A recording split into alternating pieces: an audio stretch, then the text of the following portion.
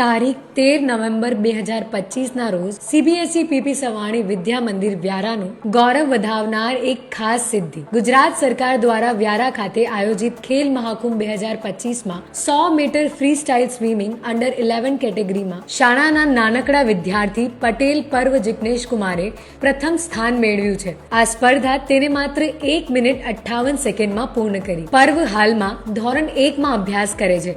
માત્ર 7 વર્ષની ઉંમરે તેને તેની લગન અને મહેનતથી એક અનોખી સફળતા હાંસલ કરી. નાની ઉંમરથી જ તેને સ્વિમિંગનો શોખ હતો. જુનિયર કેજીથી જ તેને તેની સફર શરૂ કરી હતી. દરરોજ સવારે 6:30 વાગે તે સ્વિમિંગ પુલ ખાતે એક ક્લાસ પ્રેક્ટિસ કરતો અને રજાના દિવસોમાં વધુ સમય સુધી મહેનત કરતો.